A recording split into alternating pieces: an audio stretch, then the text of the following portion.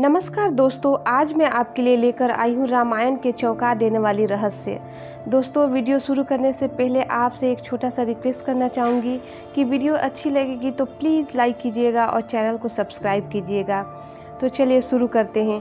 गायत्री मंत्र में 24 अक्षर होते हैं और वाल्मीकि रामायण में 24,000 श्लोक हैं। रामायण के हर 1,000 श्लोक के बाद आने वाले पहले अक्षर से गायत्री मंत्र बनता है। यह मंत्र इस पवित्र महाकाव्य का सार है। गायत्री मंत्र को सर्वप्रथम ऋग्वेद में उल्लेखित किया गया है।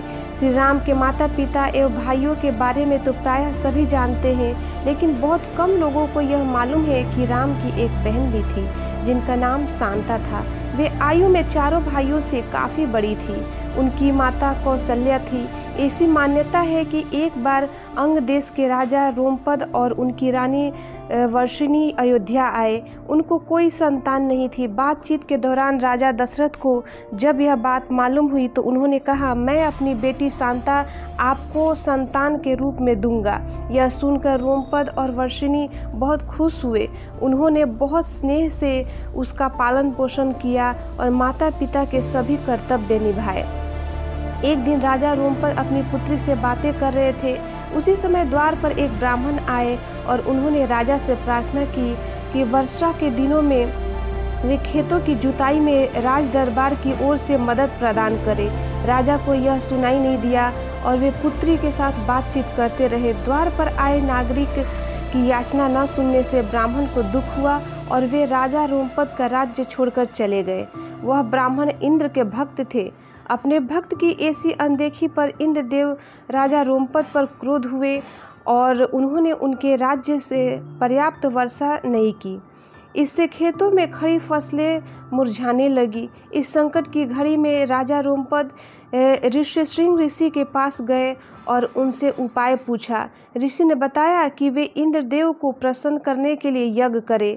ऋषि ने यज्ञ किया और खेत खलिहान पानी से भर गए।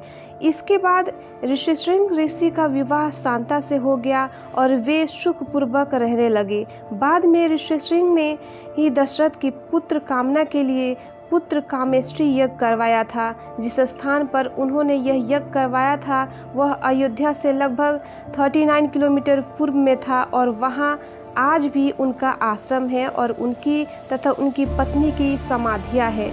राम को भगवान विष्णु का अवतार माना जाता है, लेकिन आपको पता है कि उनके अन्य भाई किसके अवतार थे? लक्ष्मण को शेषनाग का अवतार माना जाता है, जो क्षीरसागर में भगवान विष्णु का आसन है, जबकि भरत और शत्रुघ्न को क्रमशः भगवान विष्णु द्वारा हाथों में धारण किए गए सुदर्शन चक्र और शंख शैल का अवतार माना जाता है। हम में से अधिकांश लोगों को पता है कि राम का सीता से विवाह एक स्वयंवर के माध्यम से हुआ था।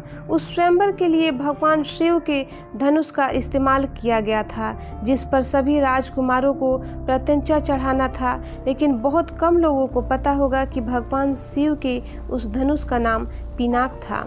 ऐसा माना जाता है कि वनवास के 14 वर्षों के दौरान अपने भाई और भाभी की रक्षा करने के उद्देश्य से लक्ष्मण कभी सोते नहीं थे।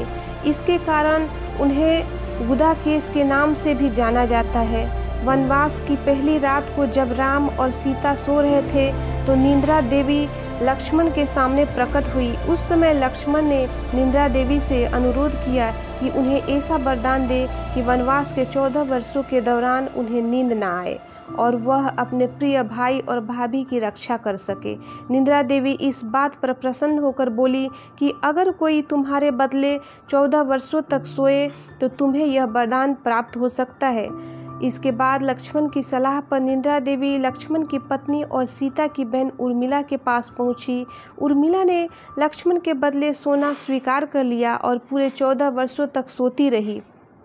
रामायण महाकाव्य की कहानी के बारे में हम सभी जानते हैं कि राम और सीता लक्ष्मण के साथ 14 वर्षों के लिए वनवास गए थे और राक्षसों के राजा रावण को हराकर वापस अपने राज्य लौटे थे। हम में से अधिकांश लोगों को पता है कि राम, लक्ष्मण और सीता ने कई साल वन में बिताए थे, लेकिन कुछ ही लोगों को उस वन के नाम की जानकारी होगी। उस वन का नाम दंडकारण्य था, जिसमें राम, सीता सीता और लक्ष्मण ने अपना वनवास बिताया था। यह वन लगभग 35,600 वर्ग मील में फैला हुआ था, जिसमें वर्तमान छत्तीसगढ़, उड़ीसा, महाराष्ट्र और आंध्र प्रदेश के कुछ हिस्से शामिल थे। उस समय यह वन सबसे भयंकर राक्षसों का घर माना जाता था, इसलिए इसका नाम दंडकारण्य था, जहाँ दंड का अर्थ सजा देना और आरण्य का अर्थ वन है।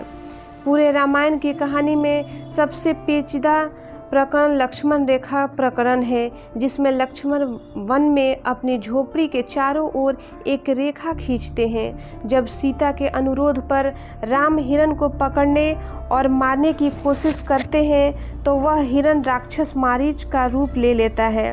मरने के समय में मारीच राम की आवाज़ में लक्ष्मण और सीता के लिए रोता है। यह सुनकर सीता लक्ष्मण से आग्रह करती है कि वह अपने भाई की मदद के लिए जाए, क्योंकि ऐसा प्रतीत होता है कि उनके भाई किसी मुसीबत में फंस गए हैं।